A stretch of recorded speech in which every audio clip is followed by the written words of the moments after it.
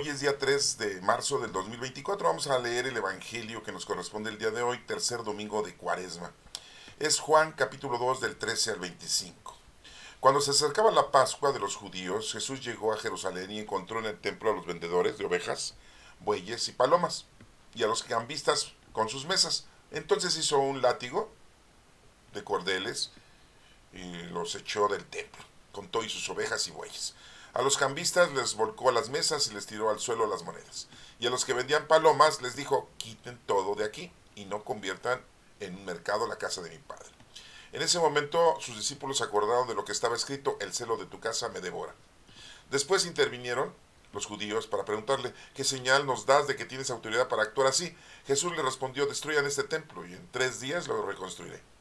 Replicaron los judíos, 46 años se ha llevado a la construcción del templo y tú lo vas a levantar en 3 días. Pero él hablaba del templo de su cuerpo. Por eso cuando resucitó Jesús de entre los muertos, se acordaron sus discípulos de que había dicho aquello y creyeron en la escritura y en las palabras que Jesús había dicho. Mientras estuvo en Jerusalén para las fiestas de Pascua, muchos creyeron en él al ver los prodigios que hacía.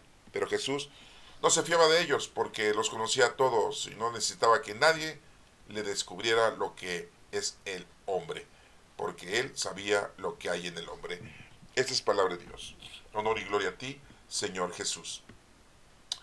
Bueno, pues esta lectura ya la hemos analizado y escuchado en otras ocasiones, cuando nuestro Señor Jesucristo les tira todas sus mesas, están en la vendimia, fuera del templo, y pues, se enoja nuestro Señor Jesucristo, ¿no? Muy claramente les dice que habían convertido el templo en una cueva de lobos y de ladrones y que su templo es un templo de oración. Pero bueno, vamos a analizarlo punto por punto para que se nos quede claro esta lectura. Nos menciona aquí que cuando se acercaba la Pascua, acuérdense que la Pascua significa paso, y es cuando celebran los judíos cada año la salida de Egipto, que duraron ahí 400 años. No duraron 400 años esclavos, definitivamente, ¿no? Los primeros 100 años posiblemente pues fueron bien tratados, porque pues uno de los hijos de Jacob era el administrador del rey de Egipto. Era José, el que vulgarmente le decimos José el Soñador. Y bueno, pues lo recibió Egipto a las 12 tribus, a los 12 hijos, bueno, 11 hijos de Jacob, los recibió ahí en Egipto porque había escasez de alimento. Y le dieron la tierra de José y ahí vivieron. Pero ya después de pasar un tiempo, cuando José ya dejó de ser administrador y murió, y el rey que lo tenía en buena estima a José, pues llegaron otros emperadores, lógico, otra gente, otros funcionarios, y entonces sí ya empezaron a ver de mala mente a los hebreos, ¿no? Se multiplicaban mucho los hebreos, ¿no? Aparte tenían otras condiciones, ¿no? Las tradiciones y culturas eran totalmente diferentes, ¿no? A los judíos, bueno, les gustaba mucho pastorear ovejas, cabríos, pero a los egipcios no. Ellos tenían otro tipo de gustos. Veían que los pastores eran así como, ¡ay, qué horror! Y bueno, pasó el tiempo y entonces ya después sí fueron esclavizados. La Pascua la celebran cada año los judíos.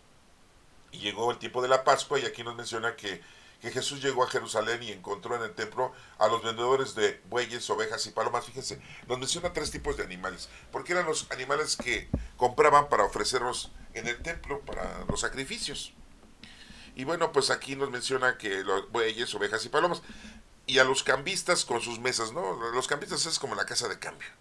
Llegaba gente de diferentes lugares, traían dinero de diferentes lugares, y pues en el templo no iban a recibir este dinero de otros lugares, ¿no? Pues tenían que cambiar su moneda para ofrecerle al templo la moneda hebrea, no la moneda romana, ni griega, ni de otra denominación. Bueno, entonces dice aquí que Jesús hizo un látigo con cordeles y los echó del templo con todas sus ovejas, bueyes, y a los cambistas los volcó las mesas y les retiró al suelo las monedas, fíjense. Pero fíjense cómo nada más corrió a la gente de las ovejas que vendía ovejas y bueyes y a los cambistas les volteó sus mesas, ¿no? Y los tiró al suelo. Pero a los que vendían palomas no les tiró las mesas ni tampoco. Les dijo, quiten todo de aquí y no conviertan en un mercado la casa de mi padre. ¿Por qué? Porque recuerden que las palomas pues, es el símbolo del Espíritu Santo. Desde aquí nos damos cuenta de esa diferencia, de ese detalle, de esa acción que nuestro Señor Jesucristo tiene con respecto a las palomas. Ahí están viendo ahí en la imagen que les acabo de poner, unas palomas ahí que están volando. Bueno, en ese momento sus discípulos se acordaron de lo que estaba escrito. Se acordaron de una frase que dice, el celo de tu casa me devora. Después intervinieron los judíos, se acercaron los judíos, lógico, los fariseos y los escribas, y le preguntaron, oye, ¿qué señal nos das de que tienes autoridad para actuar así? O sea, ¿qué te pasa? ¿Por qué haces esto? Y bueno, pues acuérdense que estaba acompañado de 12 discípulos, ¿no? Será una bandita, ¿no? No era tan fácil de agarrar y querer llegar. Y aparte mucha gente seguía a nuestro Señor Jesucristo, ¿no? Estamos hablando que eran 12 discípulos, pero había mucha gente que lo seguía, ¿no? Que no se mencionan así. Pero bueno, Jesús le responde, destruyan este templo y en 3 días lo reconstruiré. Pues, ¿destruir este templo? Y ahí lo dicen, ¿no? Replicaron los judíos, 46 años se nos ha llevado construir el templo y tú lo vas a levantar en 3 días. Lo único que nosotros ahorita pues ya entendemos de qué estaba hablando nuestro Señor Jesucristo, ¿verdad? Porque es lo que debemos de aprender y entender siempre. Que nosotros somos templos vivos del Espíritu Santo. ¿Eh? Y Jesucristo es la piedra angular. Él fue el que hizo este gran milagro para cada uno de nosotros. Acuérdense que cuando nos morimos, físicamente, así decimos, nos morimos físicamente, pero espiritualmente nos dormimos en la esperanza de la resurrección, porque morimos en Cristo y resucitaremos en Cristo Jesús. 46 años, no se les olvide cuánto tiempo se tardaron en construir el segundo templo de Jerusalén. Acuérdense que el primero fue destruido por el rey Nabucodonosor, ¿sí? Cuando los babilonios invadieron Jerusalén, ¿sí? ¿Y por qué Dios permitió eso? Pues porque ya los hebreos, los judíos ya se habían vuelto idólatras. ¿Para qué querían un templo? Si ya se habían vuelto idólatras y adoraban otros dioses, dioses hechos por manos humanas. Esos no son dioses, ¿sí? Son esculturas. Bueno, y entonces nuestro Señor les permitió que el rey Nabucodonosor de Babilonia destruyera el templo. Ese templo que había mandado hacer Salomón. Y este segundo templo, en el que estaban, pues lo había construido Esdras y Nehemías. Cuando ya regresaron de haber sido desterrados por el rey Nabucodonosor, llegó el rey Ciro y destruyó a los babilonios y les permitió a los hebreos que regresaran a Jerusalén y les permitió su liberación y les permitió que ya construyeran sus casas, sus propiedades y reconstruyeran su templo. Y ahí, pues bueno, ya la historia nos menciona que quien reconstruyó el templo de Jerusalén fue Esdras y Nehemías. Eso lo pueden buscar ustedes en el Antiguo Testamento, ahí está todo bien explícito. Bueno, después nos menciona aquí que pero él hablaba del templo de su cuerpo, lógico. Acuérdense que nosotros somos templos vivos del Espíritu Santo, el Espíritu Santo vive en nosotros, y es el reino de Dios en nosotros, hermanos, ese es el reino de Dios, de lo que habla nuestro Señor, nuestro Padre Dios, del reino ya habita en nosotros. ¿Cuándo llegó el Espíritu Santo al mundo? ¿Cuándo? 50 días después de la resurrección de nuestro Señor Jesucristo. Una fiesta que se llama Pentecostés, Pente 50 Costés cosechas. Los judíos también celebran esa fiesta, pero no porque reciban al Espíritu Santo, sino porque es una fiesta en la que le ofrecen a nuestro Padre Dios sus 50 días de trabajo diario. Bueno, ahí fue cuando llegó el Espíritu Santo en forma de lenguas de fuego a los discípulos. Ahí lo pueden leer ustedes también en los Hechos de los Apóstoles. Léanlo para que se pongan al día, ¿no? Y ya somos templos vivos del Espíritu Santo. Y el Espíritu Santo nos da dones. Esas virtudes, capacidades y habilidades que tienes son para el servicio no solamente tuyo y de tu familia, sino el servicio a los demás. Hay que ayudar al prójimo, a la gente, ¿sí? Bueno, y pues también invitarles a que conozcan, amen y sirvan a Dios. Eso es importante, ¿sí? Por eso aquí dice, pero él hablaba del templo de su cuerpo.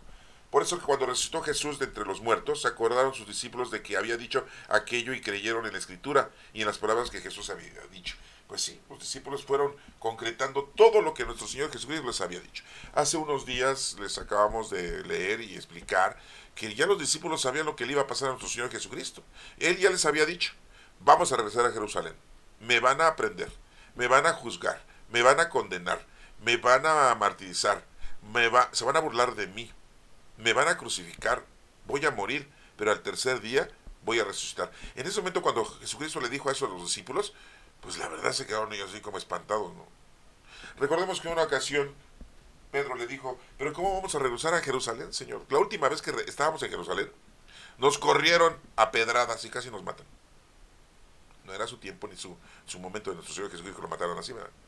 ¿Y tú quieres regresar? Dijo Pedro. No, Señor, Dios no lo quiera. Y Jesús le dijo, tú piensas como los hombres, no piensas como Dios, Pedro. ¿Se dan cuenta? Que a veces tenemos que ir al matadero. Sí. En nombre de Cristo. Dar la vida por Cristo. Dar la vida por nuestro Señor, nuestro Padre Dios. Y bueno, aquí nos sigue diciendo la lectura que mientras estuvo en Jerusalén para las fiestas de Pascua, muchos creyeron en él al ver los prodigios que él hacía. Pues sí, curaba a la gente, le daba de comer a la gente, les explicaba a la gente entendía, ¿sí? Y ellos sentían que, aparte de ser un profeta, que a lo mejor iba a ser un libertador, que a lo mejor él iba a ser como Salomón, ¿no? Y iba a sacarlos de la opresión de los romanos. No, pero estaban equivocados. Nuestro Señor Jesucristo no venía a eso, no viene a ser un poderoso gobernante terrenal, ni mundano, ni material, ¿verdad? Pero bueno, en ese entonces así lo tomaban y así lo creían, ¿no? Mínimo pensaban que era un gran profeta. Pero Jesús no se fiaba de ellos, dice aquí, porque los conocía a todos y no necesitaba que nadie le descubriera lo que es el hombre, porque él sabía lo que hay en el hombre. Pues sí, Dios sabe perfectamente qué somos, quiénes somos y cómo somos. No nos podemos esconder del Señor, no nos podemos esconder de su palabra, de su vista. Hermanos, este evangelio que hoy acabamos de escuchar es que nos demos cuenta que nos debemos de comportar con mucha seriedad, que nos debemos de comportar bien ante las cosas del Señor. Y recordemos que nosotros somos los templos vivos del Espíritu Santo. El templo construido es para hacer oración, para darle gracias a Dios, para reconciliarnos, para arrepentirnos, para pedirle perdón al Señor. Para eso es el templo. Hoy en día la institución en la Iglesia Católica, bueno, nos administra los sacramentos. Y desafortunadamente hemos visto que algunos templos, sí, afuera del templo, se hace todo un mercader. Pero bueno, es afuera del templo. Sí. Venden un montón de reliquias y un montón de estampitas y un montón de rosarios y un montón de cosas, pero es afuera del templo, ¿no? Sí. Pero lo importante es que tú entiendas que hoy en día, pues en la iglesia se nos administran los 7 sacramentos. ¿Sabes cuáles son, no? El bautismo, la confirmación, sí, la confesión, o sea, la reconciliación, la comunión, la unción de los enfermos, la orden sacerdotal y el matrimonio. ¿Sí? Y bueno, para eso está la institución. Pero nosotros somos el templo. A veces me ha preguntado la gente, oiga, pero ¿la piedra angular es Cristo o es Pedro? A ver, la piedra angular es nuestro Señor Jesucristo que nos trajo la salvación. Él es la piedra angular de la salvación de la humanidad. Pero Jesucristo le dijo a Pedro, tú vas a ser la piedra angular de la iglesia. ¿Sí? Porque nosotros somos la iglesia, los seres humanos. Jesucristo no es la iglesia. Jesucristo es el fundamento, la piedra angular de la salvación de la iglesia. Nada más que la gente a veces como que revuelve una cosa y otra, ¿no? Por eso me preguntan, ¿no? Oiga, pero entonces Jesucristo es la piedra angular o no? Sí, es la piedra angular de la salvación de la humanidad. Pero Pedro es la piedra angular porque Jesucristo le dijo, tú vas a ser la piedra. Te digo, ahora no te llamarás Simón, sino te vas a llamar Pedro, que significa piedra porque eres la primera piedra de la iglesia. Por eso fue el primer dirigente.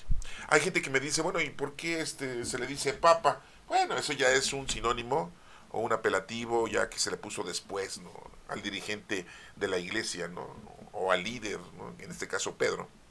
Y son 4 iniciales, P-A-P-A, que significan Pedro, apóstol, piedra angular. Eso es lo que significa. En otro idioma, pues es pope, pop, ¿sí? Pop, ¿sí? Bien. Entonces, bueno, ese es en nuestro idioma. En otros idiomas, pues a lo mejor tienen otra forma, ¿no? Pero acuérdense que al dirigente actual, que es el padre Francisco, le dicen el papa, ¿no? Pero son iniciales, no deberíamos de decirle papa, ¿no? Simple y llanamente el líder de la iglesia católica, ¿no? ¿Para qué le decimos papa, no? Porque papas son iniciales, ¿no? Yo, por ejemplo, mis 4 iniciales de mi nombre es RJSG. ¿A poco cuando alguien me ve, dice, oye, ¿qué pasó RJSG? Oye, pues ese no es mi nombre. Pues sí, RJSG, pues ¿qué es eso? Así le decimos al Papa hoy, ¿no? Papa. No, pues es el Padre Francisco, ¿no? Su nombre, pues es Jorge Bergoglio, ¿no? Argentino, humilde, sencillito y carismático. Bueno, hermanos, ese es el evangelio del día de hoy. Miren, les voy a leer la carta a los Corintios, que es la primera carta a los Corintios, capítulo 1 del 22 al 25, dice: hermanos, los judíos exigen señales milagrosas y los paganos piden sabiduría. Pero nosotros predicamos a Cristo crucificado, que es escándalo para los judíos y locura para los paganos. En cambio, para los llamados, sean judíos o paganos, Cristo es la fuerza y la sabiduría de Dios, porque la locura de Dios es más sabia que la sabiduría de los hombres, y la debilidad de Dios es más fuerte que la fuerza de los hombres. Esa es palabra de Dios. Te alabamos, Señor. Bueno, pues vean cómo Pablo les escribe a los corintios dándoles esta explicación, que pues, los judíos siempre querían señales milagrosas, y las vieron con nuestro Señor Jesucristo, y no las entendían. Empezaban con que este tiene poder y hace milagros, o resucita con el poder del demonio. Ay, por favor. ¿Sí? Curó a un ciego y le dijeron al ciego: oye, ¿quién te curó? Pues, ¿quién crees que es el que te curó? Pues no sé quién sea, pero para mí me curó. Ah, y le dijeron: tú nunca estuviste ciego, tú siempre te estuviste haciendo menso, ¿no? Ay, por favor. No creían. Por eso dice aquí: los judíos exigen señales milagrosas y los paganos piden sabiduría. O sea, los que no eran judíos exigían o pedían sabiduría de Dios, ¿no? Para recomponer sus vidas. Y dice aquí Pablo: pero nosotros predicamos a Cristo crucificado. Pablo, aunque no conoció a nuestro Señor Jesucristo, predicaba a Cristo crucificado. Dice: eso es un escándalo para los judíos y locura para los paganos. En cambio, para los llamados, sean judíos o no, Cristo es la fuerza y la sabiduría de Dios. Pues sí, no sabemos que Cristo es la sabiduría de Dios. Por eso Él nos dijo: yo soy el camino, la verdad y la vida. Nadie llega al Padre si no es por medio de Cristo. Así lo dijo nuestro Señor Jesucristo. Dice: porque la locura de Dios es más sabia que la sabiduría de los hombres. Sí, porque mucha gente dice: ay, yo puedo hacer las cosas, hice las cosas, triunfé en la vida por mi razón, por mi capacidad. Pobre gente, ¿no? Que no le da gracias a Dios porque Dios le ha permitido eso. Y a toda nuestra vida Dios nos va llamando, nos va llamando, nos va llamando, y nosotros no hacemos caso, ¿eh? Y nos van pasando cosas y el Señor quiere que te des cuenta que todo lo que logras es por la fuerza de Dios. Pero no es la fuerza mía, es mi capacidad. Sí. Y bueno, y termina: la debilidad de Dios es más fuerte que la fuerza de los hombres. Pues sí. Bueno, hermanos, esta es la lectura de Corintios. Les voy a leer la primera lectura, que es del Éxodo 20, del 1 al 17. En aquellos días el Señor promulgó estos preceptos para su pueblo en el monte Sinaí, diciendo: yo soy el Señor tu Dios, que te sacó de la tierra de Egipto y de la esclavitud. No tendrás otros dioses fuera de mí. No te fabricarás ídolos ni imagen alguna de lo que hay arriba en el cielo, o abajo, en la tierra, o en el agua, o debajo de la tierra. No adorarás nada de eso, ni le rendirás culto, porque yo, el Señor tu Dios, soy un Dios celoso, que castiga la maldad de los padres en los hijos hasta la tercera y cuarta generación de aquellos que me odian, pero soy misericordioso hasta la milésima generación de aquellos que me aman y cumplen mis mandamientos. No harás mal uso del nombre del Señor tu Dios, porque no dejará el Señor sin castigo a quien haga mal uso de su nombre. Acuérdate de santificar el sábado. 6 días trabajarás y en ellos harás todos tus quehaceres, pero el día séptimo es día de descanso dedicado al Señor tu Dios. No harás en el trabajo alguno, ni tú, ni tu hijo, ni tu hija, ni tu esclavo, ni tu esclava, ni tus animales, ni el forastero que iba contigo, porque en 6 días hizo el Señor el cielo, la tierra, el mar, cuanto hay en ellos, pero el séptimo descansó. Por eso bendijo el Señor el sábado y lo santificó. Honra a tu padre y a tu madre, que vivas largos años en la tierra del Señor tu Dios, que te va a dar. No matarás, no cometerás adulterio, no robarás, no darás falso testimonio contra tu prójimo, no codiciarás la casa de tu prójimo, ni a su mujer, ni a su esclavo, ni a su esclava, ni a su buey, ni a su burro, ni cosa alguna que le pertenezca. Esta es palabra de Dios. Te alabamos, Señor. Bueno, pues acá acabamos de ver pues la anunciación de los 10 mandamientos de la ley de Dios. Y bueno, pues están muy claros, ¿no? Sí. Son los preceptos que el Señor nos había dejado a cada uno de nosotros. Aquí lo curioso, hermanos, y les voy a poner el dedo en la llaga, Dios está diciendo: no matarás, y después en las Sagradas Escrituras en el Antiguo Testamento le dice al pueblo hebreo, supuestamente, le dice: entras a tomar posesión de la tierra ahí en Canaán y destruyes a todo el pueblo, matas a todos los soldados, a los líderes, a hombres, mujeres, embarazadas y niños, a todos los animales, y tomas posesión de la tierra. Oigan, si Dios dijo no matarás, ¿por qué hicieron eso los judíos? Ellos dicen que Dios les dijo, sería una contradicción, ¿no? ¿Por qué tenemos esto? Es esa historia de ellos. Acuérdense que la historia de ellos, bueno, pues la ponen ellos como se les dio la gana, ¿no? Pero en ningún momento, ¿sí? Es igual que este mandamiento. Si Dios le está diciendo no matarás, pues no hay que matar, ¿sí? Y bueno, eso se los dejo yo ahí para que lo tengan ustedes en mente, ¿sí? De que Dios no puede contradecir las cosas. Es la historia que ellos escribieron, ¿sí? Los hagiógrafos sagrados, ¿sí? De los hebreos, los judíos. Sí, porque después critican que Dios es un Dios, en el Antiguo Testamento, un Dios, opresor, un Dios malo, mata a la gente, ¿sí? Y en el Nuevo Testamento, no, todo lo contrario. Tenemos a un Dios misericordioso, lento para enojarse, con mucho amor y mucha paz, ¿sí? No, lo que pasa es que en el Antiguo Testamento tenemos, la historia de los judíos. Recuerden que tenemos libros históricos, tenemos libros proféticos y tenemos libros didácticos, ¿sí? Entonces, los libros históricos que nos mencionan los judíos, pues fue escrito por ellos, ¿no? Entonces, pues lógico, siempre la historia la escribe el pueblo que gana, ¿sí? Entonces hay que tener mucho cuidado, ¿no? Para no caer en esa distorsión y no decir que nuestro Padre Dios es un Dios asesino, ¿no? Y malvado, ¿sí? ¿No? Porque después nos dicen, ¿cómo Dios permitió en el diluvio nada más salvar a Noé, a su esposa, a sus tres hijos y a sus nueras? Y a todos los demás los mató. Ay, qué Dios tan malvado. Les dio la oportunidad, ¿eh? Ya se habían rebelado en contra de Dios, en contra de la acción divina, y no hicieron caso a Noé. Dios le dijo a Noé que les dijera y todo el pueblo no, y toda la gente pues no quiso entender, ¿no? Entonces es un mensaje, sí, es un mensaje muy simbólico. Entonces tenemos que tener nosotros eso también. Acuérdense que la Sagrada Escritura no la podemos nada más entender de una manera literal, porque caeríamos en errores, tenemos que entenderla de una manera estudiada e investigada. Ese es un punto que les quiero yo decir. Aquí también nos menciona que el nombre de Dios, pues no, aparte dice que no adorarás a nada, ni rendirás culto, porque yo el Señor tu Dios soy un Dios celoso. Hoy en la vida, los católicos, muchos, hacen cultos y caen en la adoración de las imágenes. Es un error, ¿eh? Tengamos mucho cuidado. Al único que debemos de adorar todo honor y toda gloria por los siglos de los siglos es a nuestro Padre Dios, nuestro Señor Jesucristo y al Espíritu Santo. Sí, tenemos muchas vidas ejemplares que son los santos. Tenemos la apreciación de nuestra Santísima Madre, yo así le digo, discúlpenme, es la Madre del Cielo, es la Madre de nosotros. No, no es la esposa de Dios, ni es la Madre de Dios. Es la Madre de Jesucristo cuando estuvo aquí en la tierra, cuando estuvo en su vientre. Es la Madre del Hijo de Dios, ¿sí?